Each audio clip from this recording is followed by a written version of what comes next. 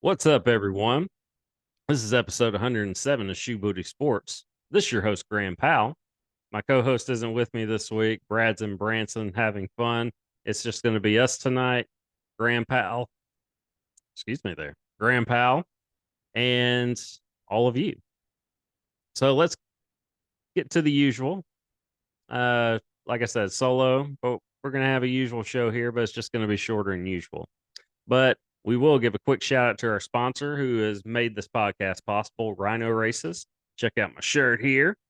Rhino Races is a virtual race series that offers 5 different races: a 5K, a 10K, a half marathon, a marathon, and the Rhino Ultra. Sign up for one or all 5 of their races at rhinoraces.com. Run your race at your convenience. Track it with your fitness app of choice. Screenshot your results as proof of completion. Submit that screenshot to rhinoraces.com under the submit results section. Once your results are verified by Rhino Races staff, your award will be shipped to you by mail.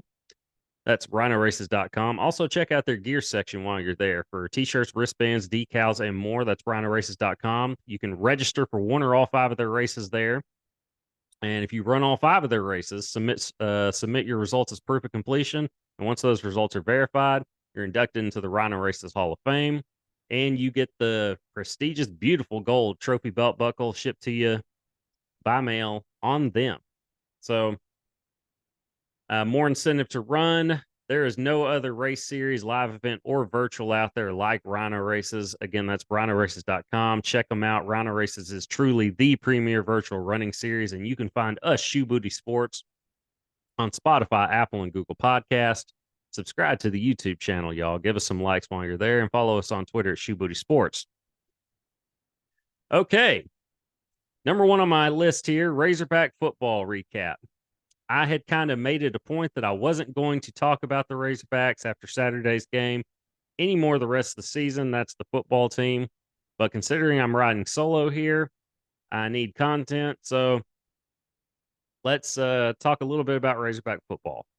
I'm going to take a coffee sip real quick to brace myself. You ready?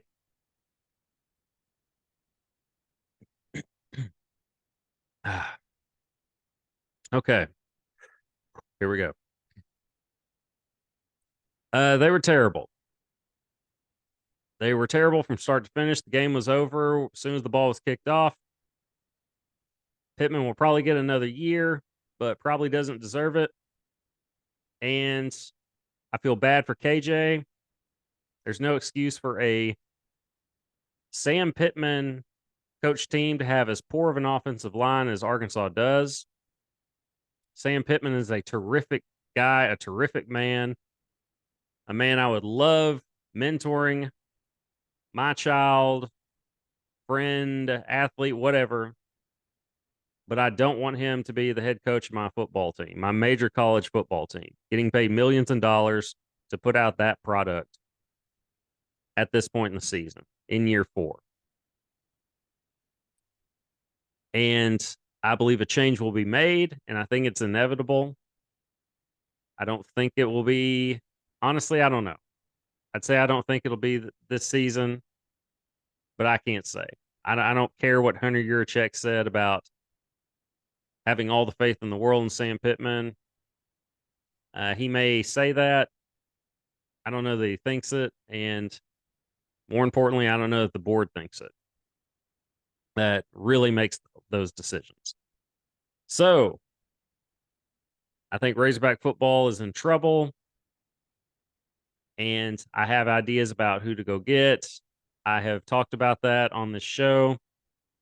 But until Pittman is let go, relieved of his duties at Arkansas, there's really not much more to say about it, is there? Okay, I'm surprised I talked about it that long because I'm not talking about the game. There was nothing good about the game. Auburn is steadily getting better under Coach Hugh Freeze. A terrific coach, proven track record for a program that does not settle for mediocrity. And I just wish that my school, the University of Arkansas, would do the same in regards to the football program. Like I said, love Sam Pittman, the man, not the head football coach. Okay, moving on. Uh, talking about fired football coaches. Jimbo Fisher was let go. I'm not going to say I was surprised by it, but I am surprised based on the buyout number. 76 million dollars and change is what they're going to have to pay him to go home and just not coach at Texas A&M. And as Ed Orgeron said, what time do you want me gone and what door do you want me to go out of? Something along those lines. If I'm Jimbo, I'm doing the same thing. I'm packing up and I'm heading out, and I'm probably popping a cork that night. And this was after like a 51 to like 10 win on Saturday. And the Aggies are 6-4. You're not paying a guy that much money to go 6-4. I get it. But the timing's pretty wild, of this. I figure they would wait till, the end of the season, and I'm sure there was probably a reason to do it. It's like, let's get ahead of it. If he's gone, why stick with him anyway? If you know you're going to fire him at the end of the season, let's just go ahead and get it over with and begin our coaching search now, because that's an attractive position. Just based on the recruits you're going to be able to get, the facilities, an unlimited checkbook from the boosters there for NIL money or whatever you need. Facilities, it's an attractive gig, money that you're going to get from just being the coach there. So, of course, Deion Sanders, Coach Prime, has immediately been asked about it. He says he's not hearing any of that. He's probably not telling the truth there. I'm not going to call him a liar, but he's hearing it. Believe me, he's hearing it.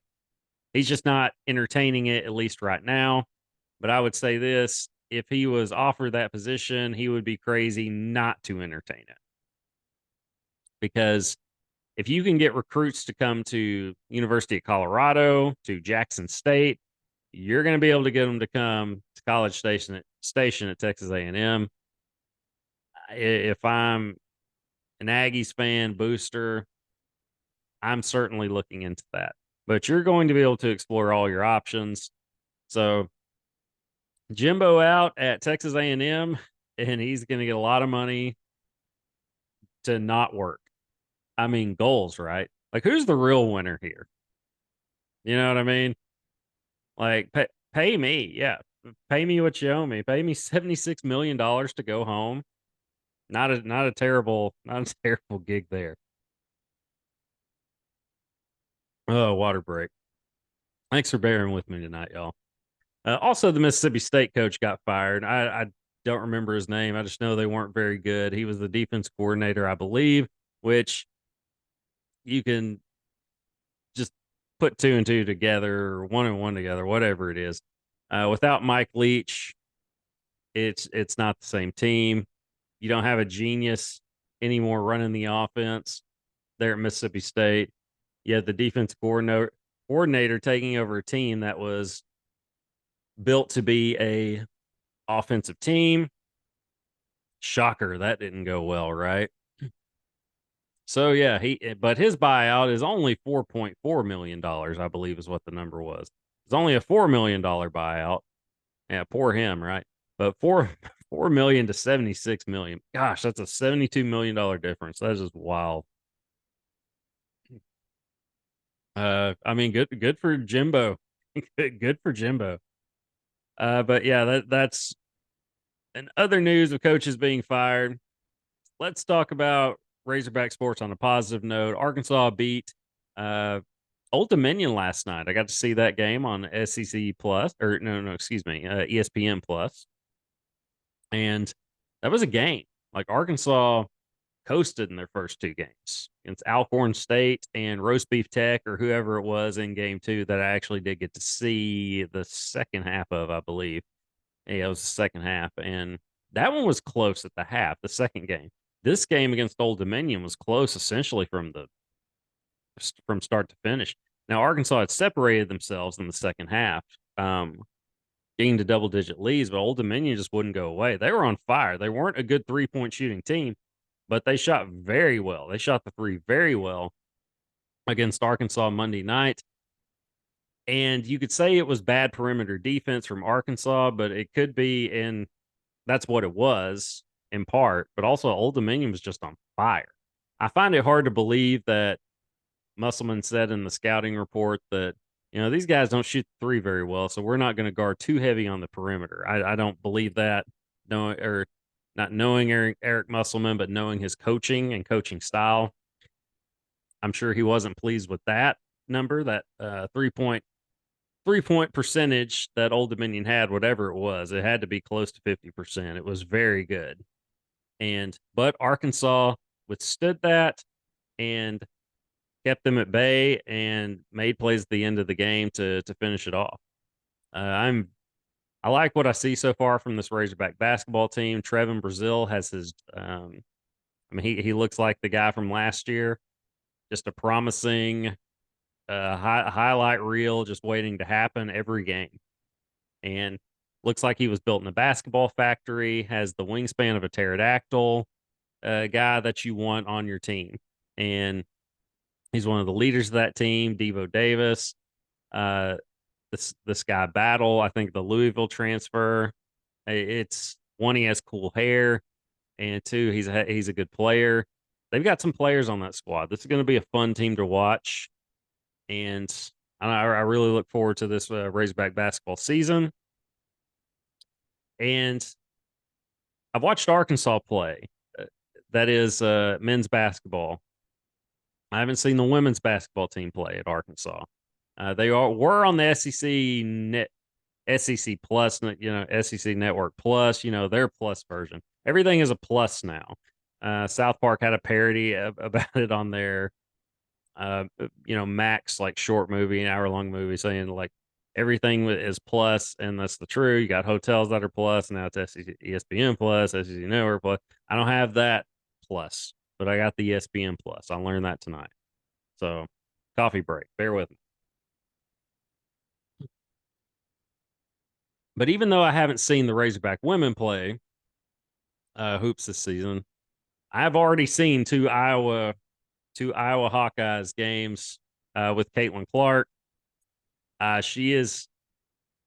I don't know that I've actually said this like here on this platform, but Caitlin Clark is the best women's basketball player I have ever seen, and I've seen some really good ones. I'm not this huge like women's basketball buff or anything like that, but I've watched it more than most. I covered the SEC women's tournament. That's probably the biggest event I covered as a reporter. And I was the guy that pushed to be able to do that. I was like, hey, they are here. Like they are in North Little Rock the whole tournament. We got to get passes for this. Of course, my editor agreed. And I was the guy to go cover it, to go cover the entire thing. And it was awesome. Got to sit courtside, got to see some really good quality women's basketball. This is when the South Carolina women were on, just coming into their own as just this powerhouse program. And I'll talk more a little bit about them in a second. But yeah, I've seen Iowa's last two women's games, and the first of those two was by far the best. It was number 3 Iowa against number 8 Virginia Tech, two Final Four teams from a season ago. Great game the entire way up until the finish. And Caitlin Clark didn't have a great game. I didn't think, and here's the thing, I didn't think she had a great game because she didn't shoot it that great from beyond the arc, and she had 44 points. She had 44 points, and I didn't think she played all that great. She missed a lot of shots. But when her shot wasn't falling, she would get to the basket. She would get to the free throw line. She is the Steph Curry of women's basketball. Like, she shoots the ball from 30 feet out and makes it. She's got a great shot. She can get to the hoop. She does that driving, the dribble and drive, and then the lay in with the right hand, just like Steph does. You can tell Steph has to be her favorite player, and had to be who she modeled her game after. because she is the female version of Steph Curry. And man, it's fun to watch. It is so cool to see. And the Steph effect has inspired an entire generation. I mean, the greatest shooter of all time is going to do that, especially, when you win 4 championships. People see that, they want to emulate your game. People from my generation wanted to mimic Michael Jordan's play. Of course, none of us could, but that's who we wanted to be. That's who we played like in our backyard, or tried to. Like I said, we couldn't fly, but we wanted to be that clutch player in big moments and have the ball and dominate a game. And that's what Caitlin Clark is doing at the women's level, the NCAA women's level. And I want to go back to South Carolina a little bit. Malaysia Full Wiley. I believe I got that right. Haven't looked at her name since last week's episode. But man, she is fun to watch. Check out her highlights. The South Carolina women's team, I believe, ranked 6th. I think that could be your number 1 team, and probably should be. I didn't see who was number 1 this week, but UConn, number 2, UConn fell. Whatever day it was over the weekend, I think, I think it was Sunday. UConn fell, yeah, and obviously LSU has lost a game. They lost their opener. Of course, that's like a Heatles effect. You basically have built a super team, and a bunch of alphas who are used to having the ball in their hands are now having to learn to share the ball. You can understand how there's going to be just a development there that's going to take some time, to click. So it's not surprising to me that the LSU women have struggled early. I'm surprised they lost. I mean, either way, I'm surprised they lost to number 20 Colorado in the opener, despite knowing that they're going to have some struggles early. I still thought they would be winning games, or at least win that one. They're going to win games. They're going to win a lot of games. That's the thing. It's a long season. They'll overcome that. They'll be a 1 seed by March. No problem. I'd be shocked if they weren't. But I don't think that they're the favorite in the SEC. I think it's South Carolina. I think South Carolina hasn't gone anywhere. I think they've reloaded. I think Malaysia Fulwiley is an absolute stud. And of course, South Carolina has those bigs that are built in a basketball factory. It's like they look like they're part like redwood, the tree, as far as they're just huge, and they can't be blocked out. They can't be dealt with in the paint. Don Staley knows how to go find these players and plug them in. And this is why South Carolina is always so good, because your 1 possession, South Carolina women, that is, your 1 possession, you have your 1 possession on offense. South Carolina is going to have 3 or 4 on 1 possession, because whatever miss they have, their bigs are going to get the rebound and either put it back or kick it back out until the shot goes in. So you're going to have 3. It was against the Iowa women in the Final Four last year. That's what it looked like. I mean, Iowa's game plan was perfect. Let them shoot. Let's just focus on these bigs and getting rebounds. And even then, felt like South Carolina had 3 shots to Iowa's 1. And Iowa still found a way to pull it off. With Malaysia Fulwiley and the South Carolina bigs, I think Iowa's the team to beat right now in the women's game at the NCAA level. I think Iowa's going to be tough to beat, of course, with Caitlin Clark and company. And Iowa isn't just Caitlin Clark. I mean, they have some really good players. Gabby Marshall played really well Sunday, and they've got other good players. I'm drawing a blank on the other starting forward guard. I think she's a 3 for them. Drawing a blank on there or on her, but it's not just Caitlin Clark. But Caitlin Clark is clearly the best player on that team and the best player in the country, and I've ever seen at the women's level. But I think South Carolina is the team to beat, and we'll see how it goes. We'll see how it goes as the season plays out. But notice another quick coffee break. Thank you all for bearing with me again. The solo episode. But notice I'm talking about women's basketball, women's college basketball, a lot more than I'm talking about men's college basketball right now.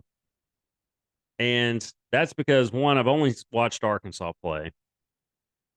I still don't know all their players. I just know, of course, we're only 3 games in, but I know the guys that are back. I know Trevin Brazile.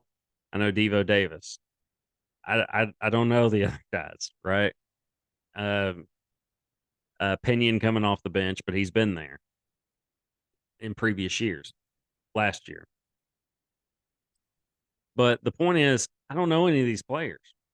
I know UConn's got a lot of people back, and I'm surprised they're not number one. I'm not shocked that Kansas is number one because it seems like they always are, because they're Kansas. They should be. But I don't know any of their players. Uh, this is here's the thing here. We know the stars at the NCAA women's level. We know Caitlin Clark. We know Angel Reese. We know Paige Beckers, who's back, who from last season she didn't even play. Torn ACL, I believe it was, but she's back. We know the stars at the NCAA women's level. Malaysia Wiley is just a human highlight reel, so that's why I know her name immediately, because that's not an easy name to remember. But when you play like her, you'll remember it. Yeah, we know the stars mostly because they've stuck around. They've been around for a while. This is Caitlin Clark's like third or fourth season. I think it's her 4th season. She's a senior, and she may come back for a 5th year because they're probably going to, because they're not probably, they're going to make more money in college than they are at the WNBA level through NIL and whatever else. Caitlin Clark is going to make more money in Iowa than she is in the WNBA. So she may be back for another year. And that's why players like Angel Reese, who, like her or not, very marketable player. And, Haley Van Lith there at LSU. I mean, you're going to be able to make more money through NIL at the NCAA level than opposed to the WNBA. And it's just the complete opposite on the men's level. Yeah, you can make some money in college, but you're going to make the big bucks in the NBA. One's a multi-billion-dollar business that's paying, Nikola Jokic, 50 plus million a year. And I think the best player in the WNBA is probably getting a $250,000 or somewhere around that per season.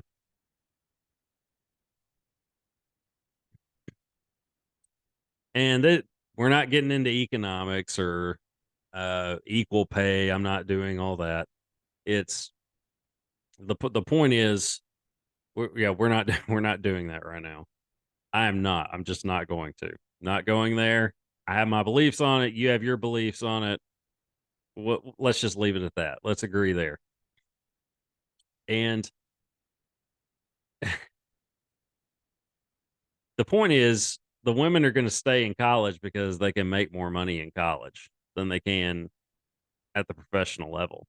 Although they're kind of pros now anyway. They're student athletes, but they're making money. The stars are, at least. So yeah, we know the women's players more because we know the stars, at least, because they stick around, including the role players. Like I said, Gabby Marshall has been there, for multiple years now. Just the Razorback basketball team, a completely new lineup minus Trevin Brazile and Devo Davis. I don't know the other guys yet. We're only 3 games in, but I knew who Caitlin Clark was at tip off. I knew who Gabby Marshall was at tip off. I know Paige Beckers. I know Angel Reese. I know Haley Van Lith. So it's great. It's not a bad thing either way. It's certainly not bad for the men's game. Go get your money, guys. Go get your money. as soon as you can, if you can. And it's good that the women's game is getting noticed at the collegiate level and that they're also getting money. Now, it sucks they're not going to get as much at the next, at the professional level, the real professional level. But it's good that you're getting some now. And more than you'll get, like I said, at the WNBA level. So they're they're they're bright spots to both right now. It's just good that we're talking about the women's game. And I think that's neat in itself. Another quick coffee break here. As I've got again, if y'all know, if you watch the show, you know my situation with the TV. I can see maybe, uh, not even a quarter of it, maybe a tenth of it. The TV, I don't even think it's that. And maybe 1/20th of the TV out there, just based on the way my wall is out there and all that. But the NBA in-season tournament's going on right now.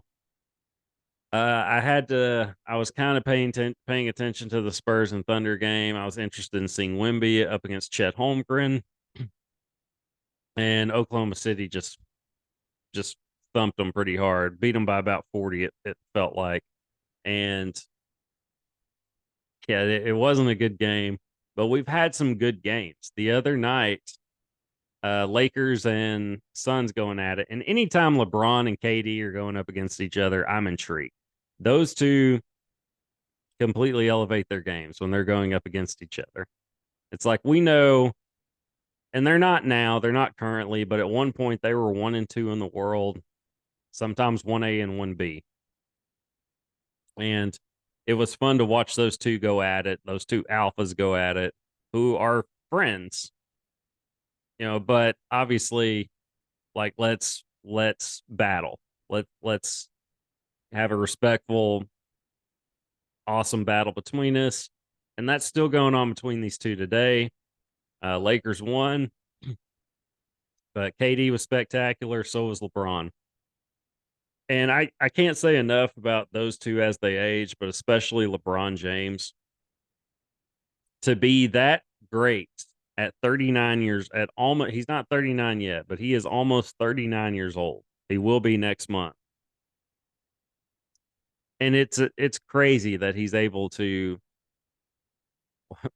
one, stay healthy. Like, he's the guy that's healthy on the floor, the oldest guy in the league. I believe he is. I think he's the oldest guy in the league, LeBron. He should be, right? 38 years old. But to be the oldest guy in the league and to be the most durable on your team, that's saying something. It's also sad. You know what I mean? It's also kind of says something about the Lakers. It's like, come on, we're early in the season and you can't play because you're banged up, but the almost 40-year-old is out there outpacing everyone in minutes and putting on that performance every night. Now, granted, he's the second greatest player ever and the greatest of this generation, but I mean, still, I mean, do your part. But that's not to take anything. The point is, LeBron is doing stuff that we've never seen before at his age. I mean, not even MJ could do that, at 38 years old. This is truly special. And I mean, but LeBron is, and we know that. Love him, hate him, whatever. Appreciate greatness when you see it. And this is what we're seeing. At this age, he's still great and just still a master out there on the floor. And anytime he and KD are going up against each other, I'm here for it. It's must see TV for me. And I like the idea of this in season tournament. And I like that it's early. I like that it's early in the year. I like that they got an NBA Cup. I mean, even the multicolored floor is growing on me. Like, it's something you'd see in a video game or something, right? But I'm looking at it right now. I believe it's the Nuggets playing right now, which They're 8-2, being the Nuggets, but I like this. I like it. It's reason to kind of be invested early, just to see how it goes. And I'm just as a basketball fan, I'm excited basketball is back. But to see this and to see the players taking it seriously, maybe not the Spurs tonight, but yeah, it's cool to see. And LeBron and KD going at it with each other, that's kind of sparking this competitiveness. Or they're all trying to be competitive. The point is, these guys at that age who have won rings care about it. They care. I don't know if it's about winning I think it's more so about the bonus that you get, rather than the trophy, which is fine, whatever motivates you, right? But I think this is a great idea for the league. I think it's something I'd like to see stick around. I want to see how it plays out. But I think it's a cool way to get fans and players even invested early. I think it's a good idea by the league. The league has done they've done good things. In the last couple of years.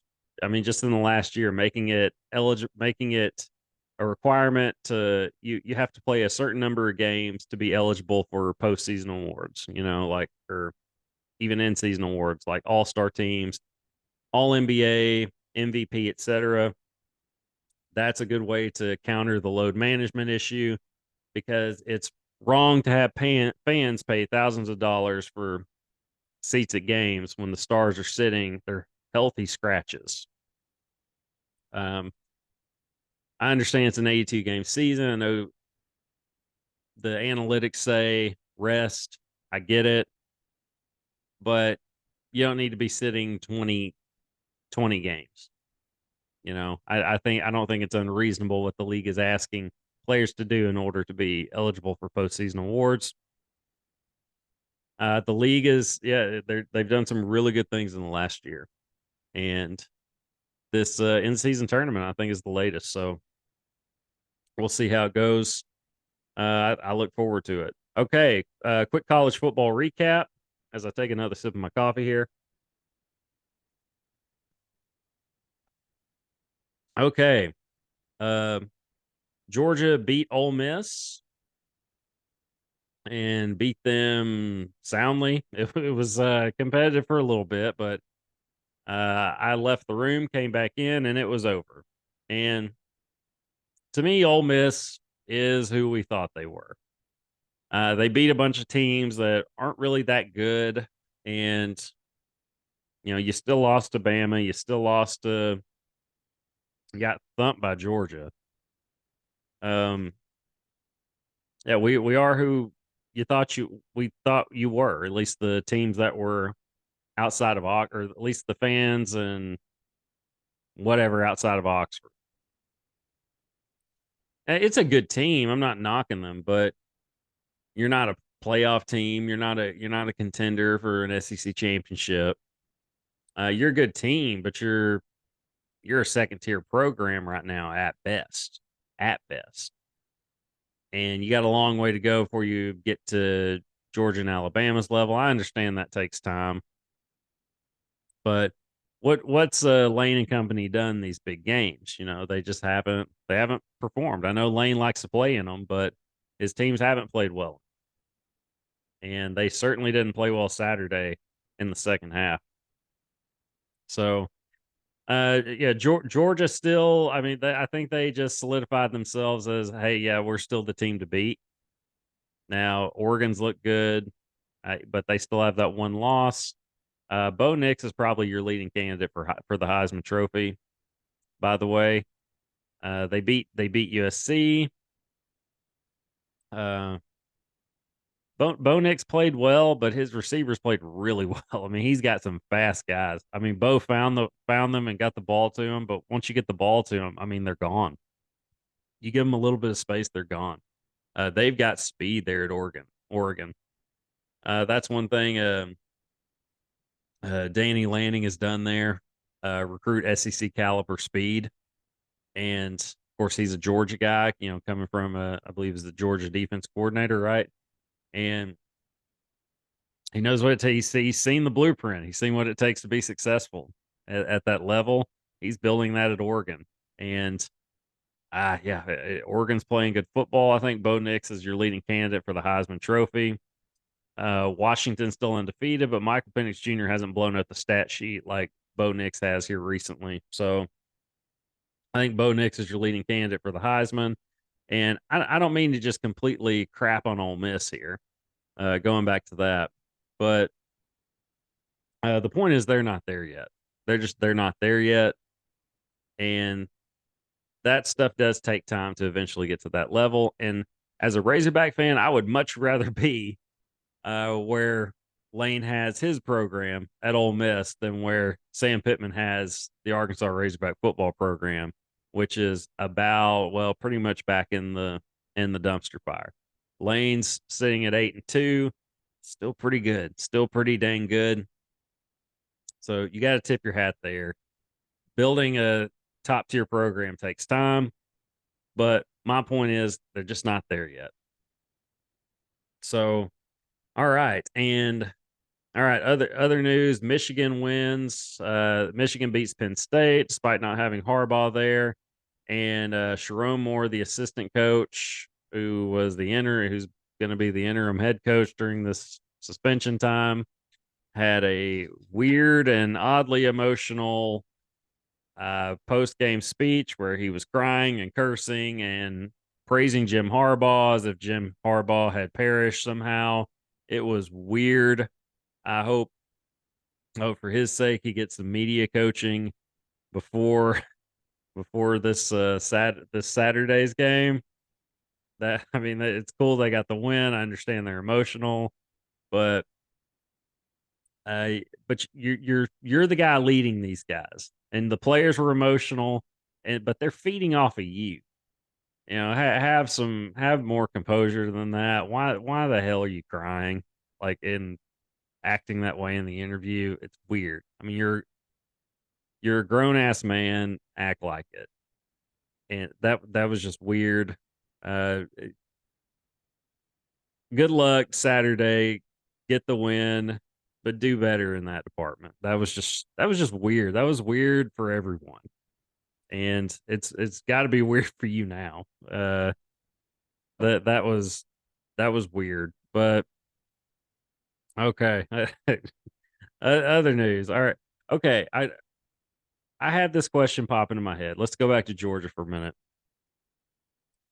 Uh, what's the more likely thing to happen? Georgia repeats, and by repeat, I mean Georgia wins a third consecutive national championship, or the field, or someone else.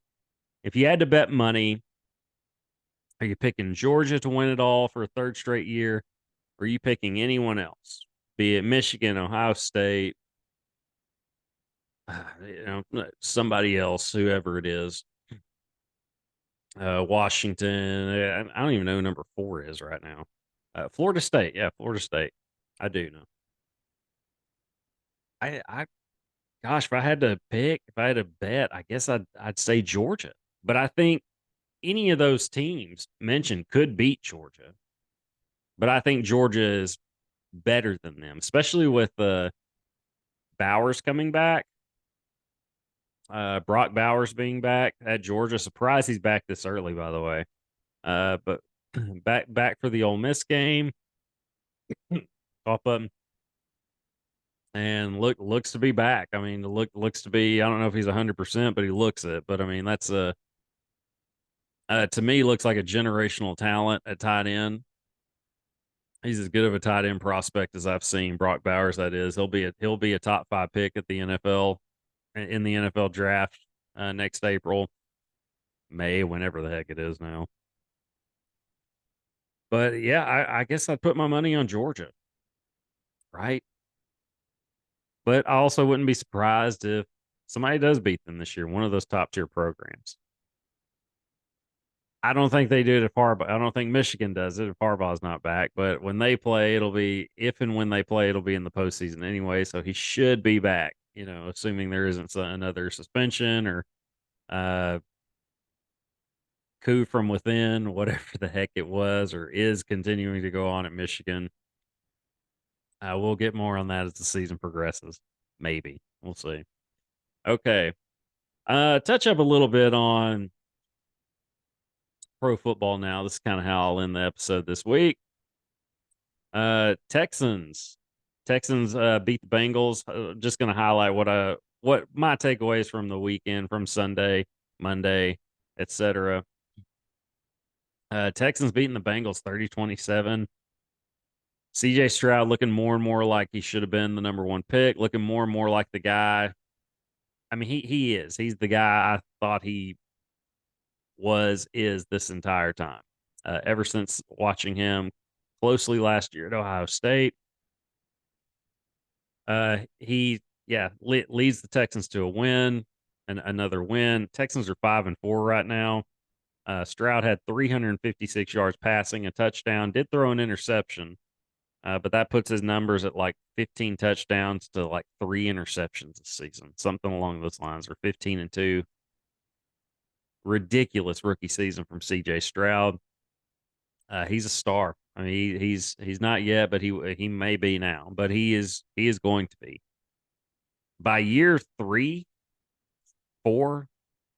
Watch out, league. CJ Stroud is going to have it figured out by then. He'll be a top 5 quarterback by then.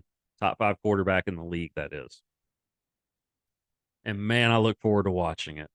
I said it last week. There's nothing about CJ Stroud that I don't like. From his play on the field, his throwing of the football is, I think he has the best. I mean, probably just has the best form. Just passing, his arm talent. I know Peyton Manning hates that term, but it's the best I've seen in the league right now. I mean, he makes it look so effortless and just throws dime after dime. But yes, Stroud is man, this is gonna be fun to watch, guys and gals, for the next 10 years. I mean, buckle up. This is gonna be fun. Okay. And the Browns got another win. The Browns are quietly 6-3 right now. I mean, would you have guessed that based on the way Deshaun has played this season as a whole? Browns are 6-3. I mean, that's a really good team. That's a really good defense. Defensively, very good team. They can run the ball. So they don't need Deshaun to be great. They just need him to be, and he'll never live up to that contract. And he's making damn sure that no one ever gives out a fully guaranteed contract ever again. He's done a really good job at that, a great job at that. But I mean, just don't screw up, and that team can and will be successful. But the Browns are quietly 6-3. Who has played well though? Dak Prescott has been on an absolute tear these last few games. They've won 3 of their last 4 games. The Cowboys, that is. Here's Dak's numbers in the last 4 games. Now, the first of those games, he had one touchdown, but he had a lot of yards, high completion percentage, attempts, etc. But Dak's thrown 12 touchdowns, just 2 interceptions these last 4 games. Like I said, the Cowboys have won 3 of the last 4, with the only loss coming to the Eagles, in a 28-23 loss. 28-23. Throat's getting a little scratchy. Like I said, talking by myself in a solo episode, that's going to happen. So I'm going to have a little more of a water break here. Just a sec. As I push through the end of this episode. It's been fun though, right? It's not been perfect, but it's been fun. It's never perfect with us anyway, but we have fun. We hope y'all do too.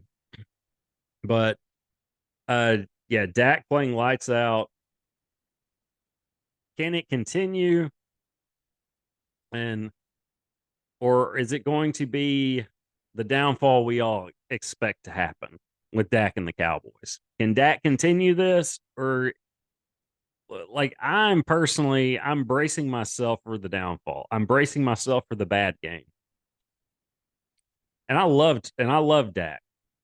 Like, Dak has made the Cowboys franchise palatable for me. I love Dak. I want to see him succeed. I want to see him do well. Dak was an absolute beast and stud at Mississippi State, and a lot of fun to watch, except when he played Arkansas, because he thumped Arkansas every year. And this is when Arkansas was kind of at the height of the Bielema era, where they were actually, competitive and winning games and even bowl games. But they got two. But I mean, that's better than what they're going to do this season. But hey, Pittman got two. Even if he's not around next year or after next year, I mean, he got two. Like, okay, that's where we're at with Razorback football. I'm done talking about them. Sorry. Okay, so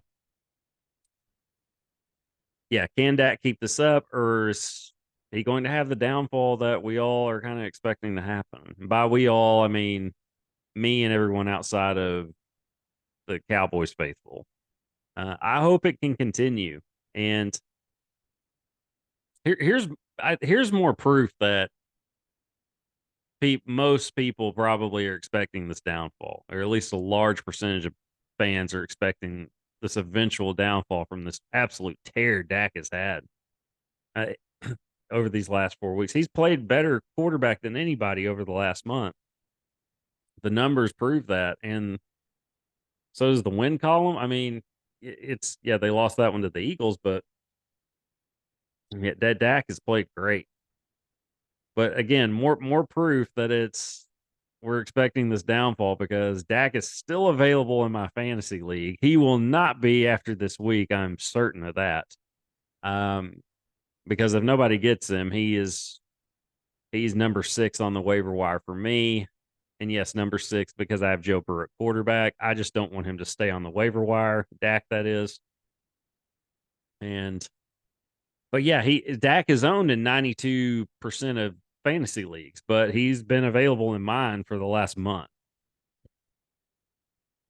And of course, part of it, he was hurt, right? He was hurt, but injured for a while. But I mean, the inconsistency is what scares people, is what scares anyone to, one, have him on your team, but especially to start him.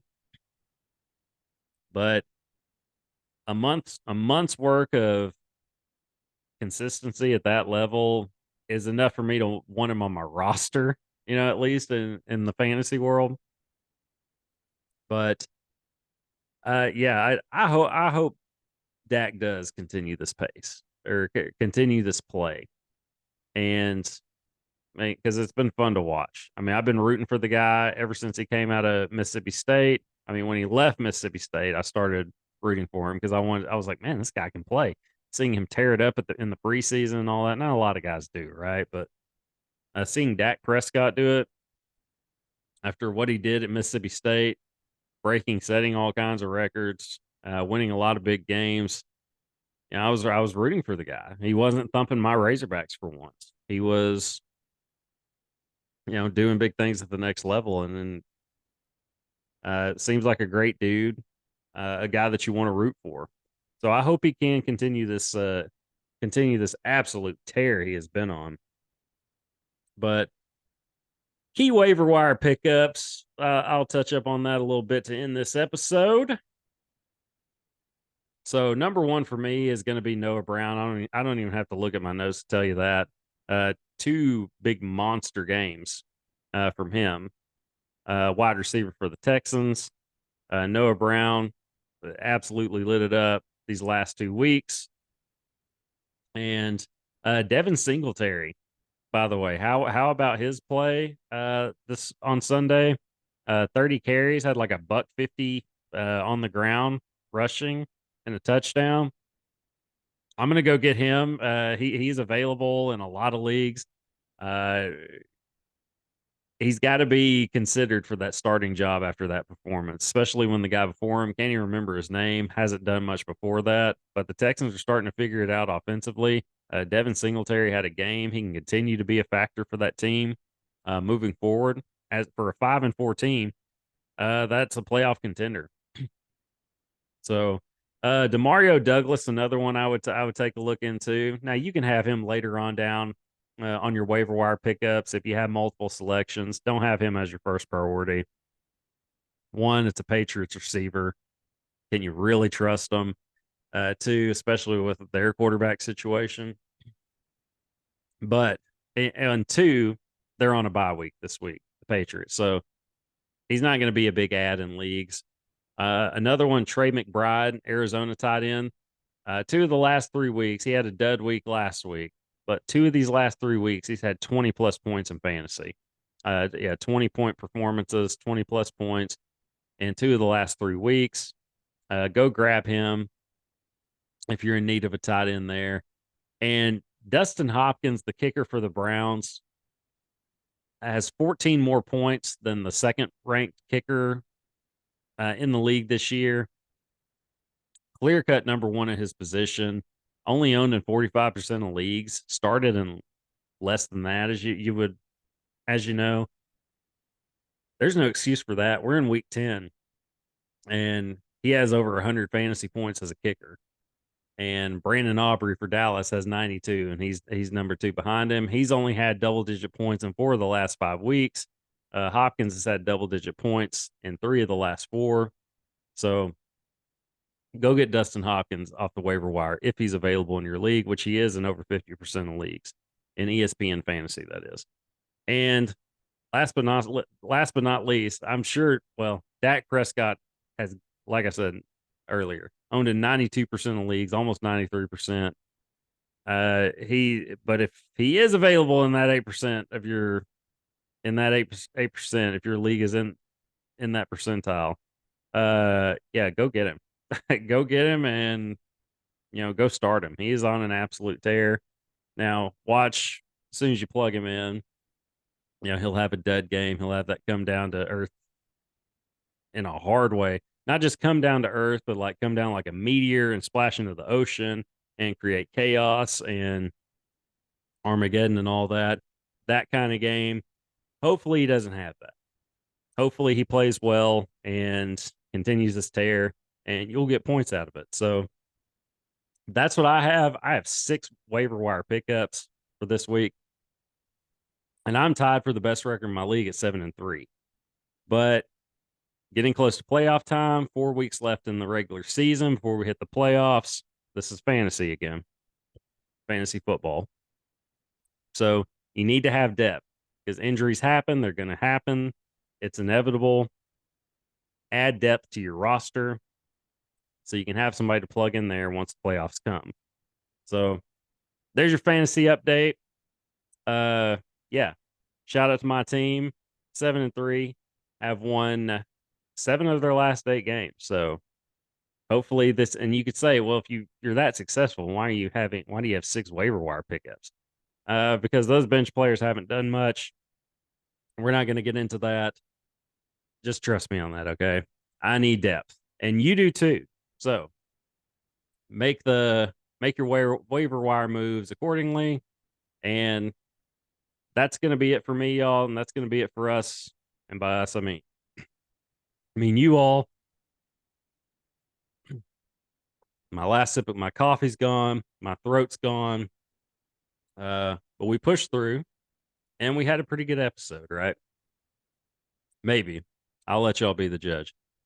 But again, send your likes, dislikes, hate tweets, follow to Shoebooty Sports at Shoebooty Sports on X, formerly known as Twitter, and hit us up on YouTube, Spotify, Apple, Google Podcasts, all the things. But till next week, Brad should surely be back next week.